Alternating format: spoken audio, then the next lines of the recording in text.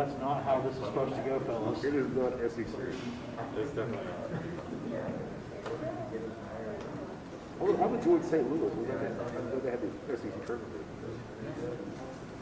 True. It's things to do. They have a casino. Would have really been nice. If they never would have done it, because it's inconsequential mostly for TV, but West Virginia would have been so much better. So much better. Of course, now that if you're going to add Texas and Oklahoma, well, maybe adding Missouri makes more sense to give them one relatively shorter flight, I guess. But they're kind of weird, that state. It doesn't fit in. No matter what conference you put Missouri. Only for you. They're weak. Yeah, before the my last shot. You know, they don't really go in the SEC. Even if they're kind of big cult, they do kind of walk around a little bit. They're just not. They're too south for the Big Ten. That sounds like you kind of luck that works. Just kind of at a conference place. You just want to play the Valley. Virginia Tech will go up there. Sure do. Oh, because I didn't think they were going to split up the two Virginia schools. Oh, no, I didn't do this. Sir? Virginia Tech. Rick, Ryan, It's more SEC. having gone to school with Henry in Philadelphia, Southwest Virginia, they were good for stuff in the SEC.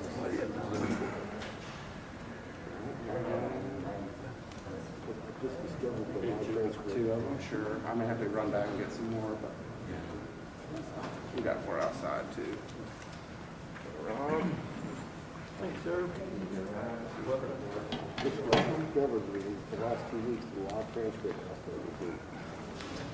Game changer for us. Thanks, sir. Lifesaver. Game changer. Also, Yes. I know he's doing it. I did see they confirmed, I think, It's just technology. I got just the right amount. Wow, Go look at back that. to this. Ryan?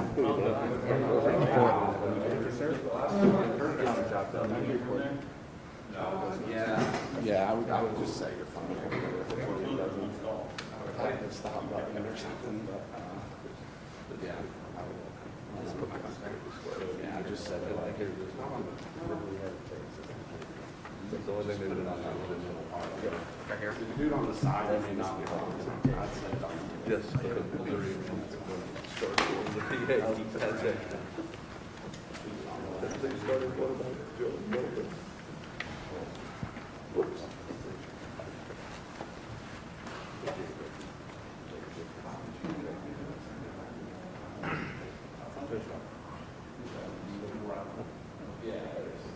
Perfect time.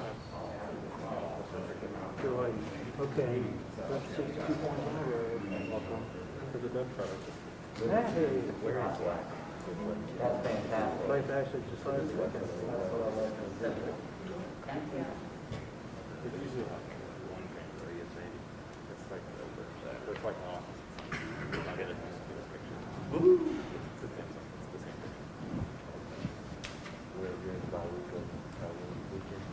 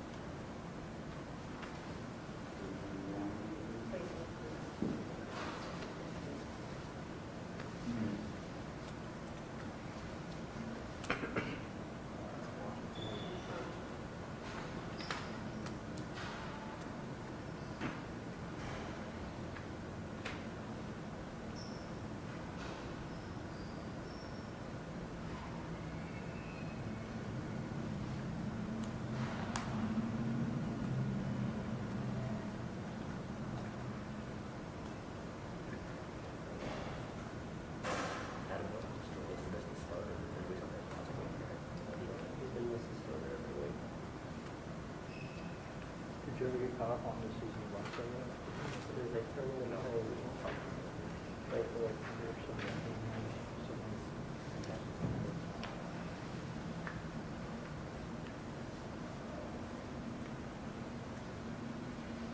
And now you can bench because you put it to the season down.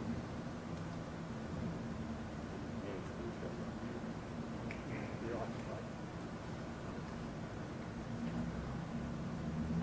Or they're trying to set up the, what shows exactly you're supposed to watch about it first.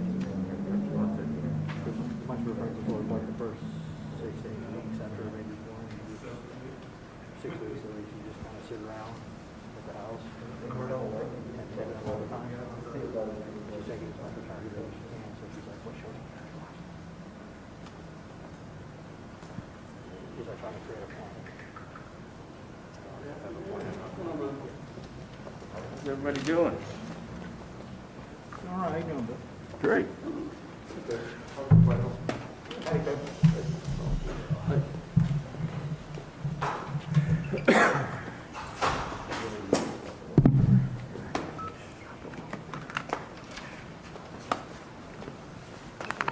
All right, welcome to Coach Heupel's Monday press conference. Coach will make an opening statement, and then we will get a mic to you as usual. Coach? Guys, hey, first of all, just recapping the game, getting a chance to go back and watch it. Really pleased with a lot of the effort that our kids played with in all 3 phases of the game. The great thing about the video is you get a chance to come back and have a chance to correct a lot of things too. A lot of positives, but a lot of things that we can be a lot better. Special teams, how we function, coaching staff, and everybody. Obviously, the kickoff return for a touchdown, have an opportunity to fit that a lot better than we did and make a play that doesn't change the momentum in the football game. Defensively, a ton of positives, the way we were able to stop the run, but there's some simple things that we can do in alignment assignment to get off the field quicker than we did. And offensively, although we were efficient in the run game, there's still opportunities for us to be a whole lot better and some things in the pass game that we can clean up as well. So excited that we got a result that we did. At the same time, you come back in the building on Monday, and it's about how we get better. The challenge is always going to be how fast we can be as good as we can, and I think our guys had the right mentality coming into the building today and going through our Monday. We've got a big test this week, South Carolina. Good football team. You look at how they've played inside the conference already against 2 really quality opponents. For us offensively, we got to do a great job of running the football and being balanced. Defensively, got to control and dominate the line of scrimmage. Special teams will be a huge part in this football game. They've found ways to change the game on special teams. We got to do a great job and minimize their opportunities and plays there. I mentioned it earlier, but our crowd has been phenomenal in the 2 road games. Ton of support, ton of people showing up, great energy the last couple of weeks. Great opportunity this week with a big football game for us, being back inside of Neyland Stadium here, being gone a couple of weeks. Can't wait to see that thing packed out and create a really good home field advantage. It's a unique opportunity for us fans and as a program to honor one of the greats that has come through here too, Al Wilson on Saturday, being able to recognize him going into the College Football Hall of Fame this year, a day that's designated towards him. Just in the short time of me being here, getting an opportunity to know him, his passion and his care for this program is real. His impact as a player obviously was real. Love nothing more than hearing some of the stories of him as a great leader and obviously a great player inside of our program while I was here, listening to a bunch of his teammates in particular as guys came back in spring football. Might have been around the spring football game and just getting a chance to hear those guys. So with that, I'll open it up to questions from you guys. Questions? We'll start with Adam, then we'll go to Williams. Josh, you've talked a lot about the last 48 hours, obviously, before a game. What's the origin of that? Is that something that you picked up to emphasize as a player or a coach over the years? Where did that come from? I just think finishing the process out the right way. Tuesday and Wednesday are heavy work days for us. Thursday's a walk through. Friday we pick up the speed on the practice field, being engaged. If you're a 2 and not getting the rep, being lined up, getting the mental rep. it's impossible to get everybody, every rep with every call on either side of the ball against all the multiple formations or defenses that you're going to see. And so being completely dialed into that process, not tight, but dialed in when it's time to work. Being on time, doing the right things as far as, what you look like when we're traveling, our meetings at the hotel, being on time to pregame meal, all of those things play into keeping the most important thing. And when you're in the football setting, it's football. But you didn't pick that up from somewhere else, so not every coach says the last 48 hours. That's kind of your thing. It's been our thing here because we haven't been as consistent as we need to be, and as you point those things out, that's the reality of where I think we're at as a program. Our practice habits have continued to get better. We still got to improve there, but the last 40 hours have been a point of emphasis for everybody in our program, pointing out some things that weren't right this past week too. And sorry, one more on that. Where do you see in a game where does it show up that the last 48 was good, and where does it show up the last 48 was bad? Shows up in the little things. Some of those are big things that you guys see. Drop ball, misprotection. Some of them are little details that you can't tell. Hat placement, hands, 6-inch step, the way we communicate on the sidelines. There's a rhyme and reason behind everything that we're doing in our program. And, those things play out on game day.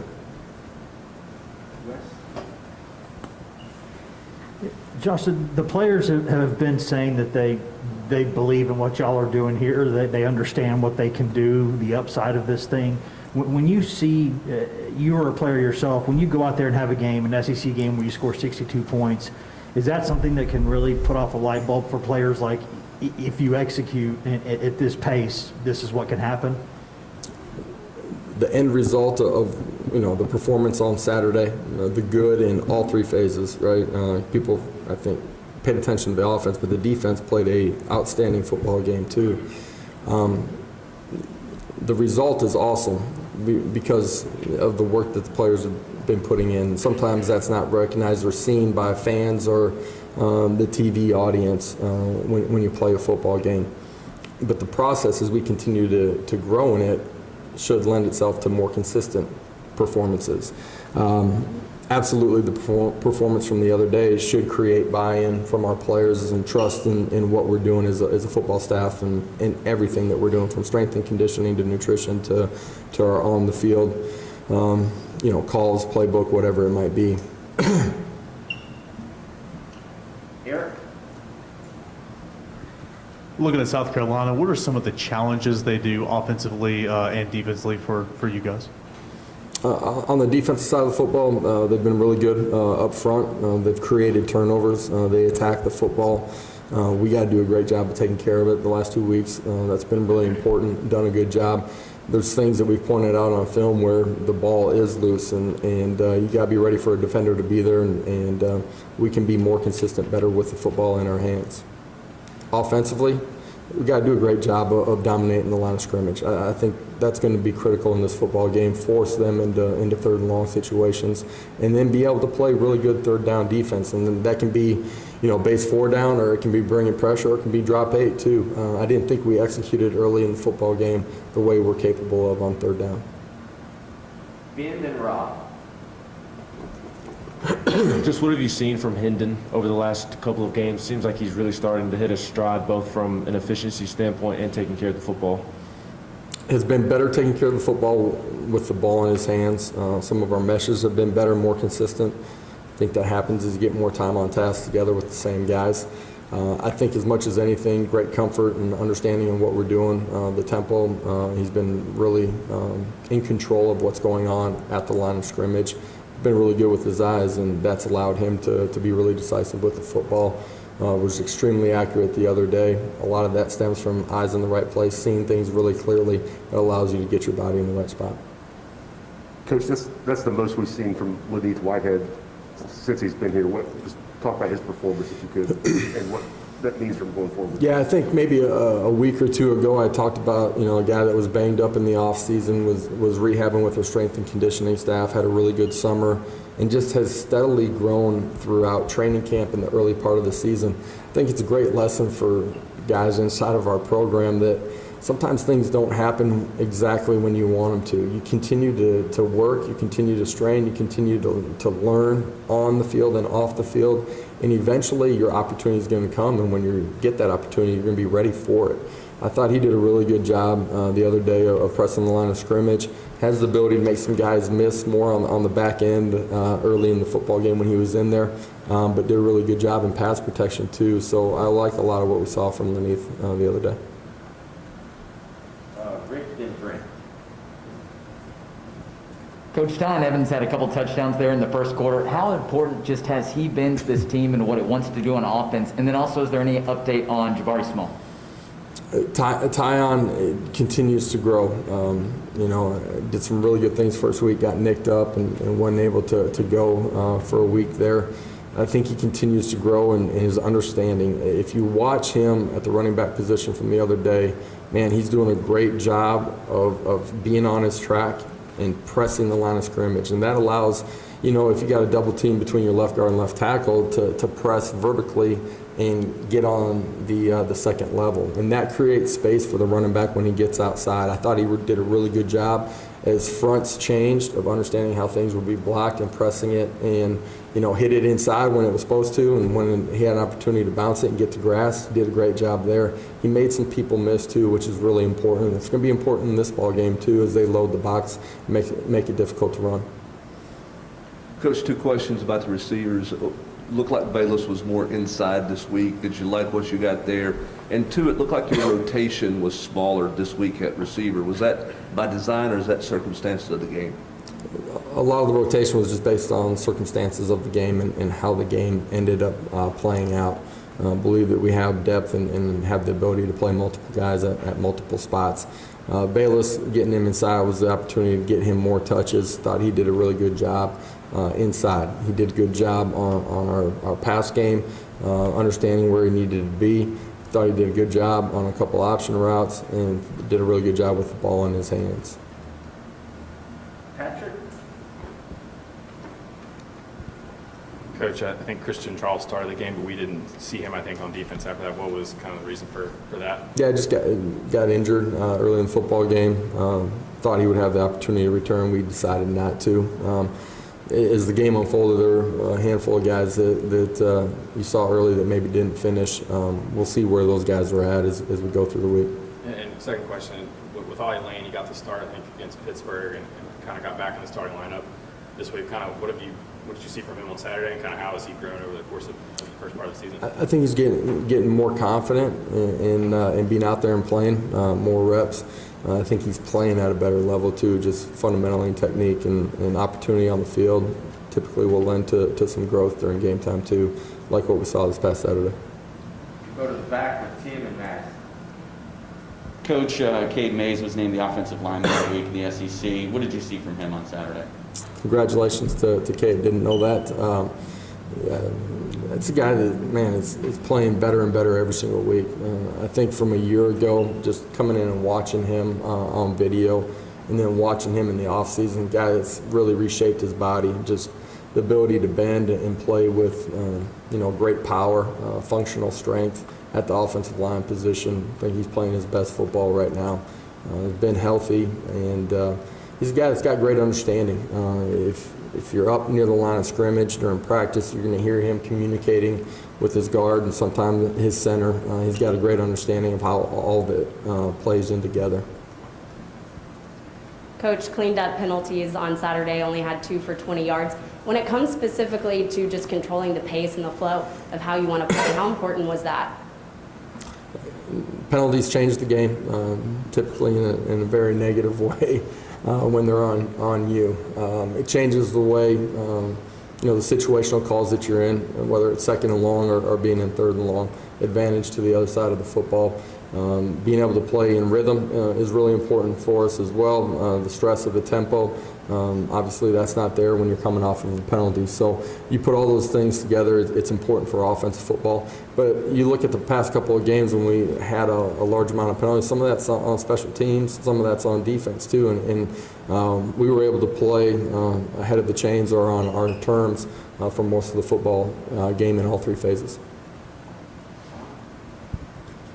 Coach, given Saturday's game and where you are at this point in the season, how does that impact your expectations for the rest of the way out? Doesn't. College football is a game of 12 weeks, but it's a 1-week season every single week. Talk to the football team about that. If you try to compare and contrast scores from week to week, none of it's going to make any sense. And it's about your same competitive spirit, competitive composure when you get out there. It's about your process leading up to kickoff. If we continue to grow in that, that will lend itself to better and better results as we go through the season.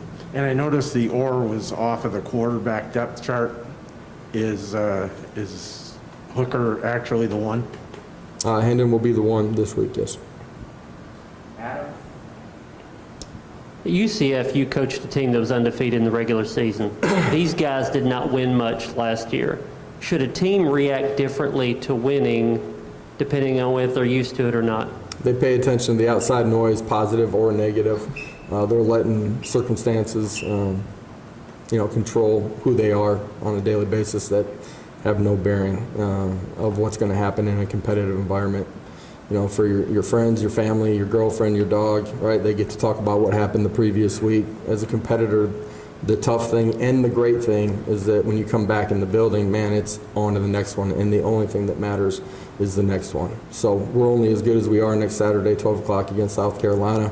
I think our kids are buying into that. That's why our preparation has gotten better. Not where it needs to be, but it's gotten better. And if we're consistent in our growth in that, then we got a chance. Three more, Rob, Eric, and Wes. Coach, I'm not an NFL scout, but you probably don't have the most talented front seven in this league, but the run numbers have been really good, with the exception of Florida. Can you just talk about the job Coach Banks is doing and how you guys are getting that done? Yeah, defensive staff has done a phenomenal job, starting with Coach Banks. His ability to get buy-in from his players, trust from his players is where everything starts in the whole process. But then his ability to be multiple, with what we're doing on all three levels of the defense, from front to the alignments in the second level to our coverages on the third level, and being able to incorporate it and teach it in a way where kids understand it and can reason it out as things change with what the pictures you're seeing on the offensive side of the football. Sounds easy, it's really difficult. The ability of all of our coaches to be great teachers and to allow our players to understand the fundamentals and technique that we want to play with. It's a unique group over there on the defense side of the ball. They've done a phenomenal job, starting with Coach Banks, but to the assistant coaches as well. Right here, Josh. Charles got the start. Samarian McDonald played a lot. Danica Slaughter played a lot as well. Yeah, how important was it to get those guys a lot of reps in the back end? What did you think about their performance? Great to get them a bunch of reps. It's got to be next man up at any position group, right? I talked about that week one. It plays out as the season unfolds, and you don't know when it's going to happen. You better be ready to smash your opportunity when it comes. Those two guys have done a really good job with the opportunities that they've gotten. I thought Nico played, seamless throughout the course of the day. T-Mac did a lot of really positive things on the back end. There's a couple of things that he can do better with his eyes. But for young players, I thought there was a lot of positives and a lot of growth. Finish with Wes. Josh, it's been a couple weeks in a row now where there's been, either a small breakdown or a big breakdown on special teams, and that's something that wasn't there earlier in the year. Is that just the flow of the season? Sometimes you get into a little bit of a rut there, or what can get cleaned up there? Doesn't matter, right? There's no asterisks next to a play that said, this is the third team, kickoff cover guy that's on there. End of the day, we can be better than we were last Saturday, and we need to be. For us as a program, it's a phase of the game that we have to win. We've shown that we're capable of it. We got to be better. All right, thank you, Coach. We're going to do olive up here. So, Guys, have a great afternoon. We'll see y'all Thursday. Thanks, Coach. You got it.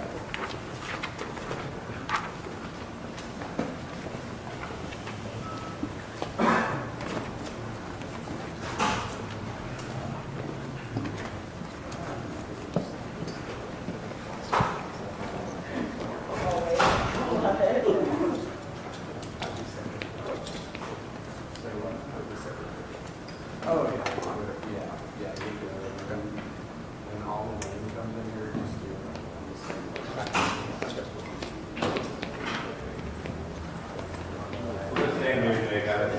We're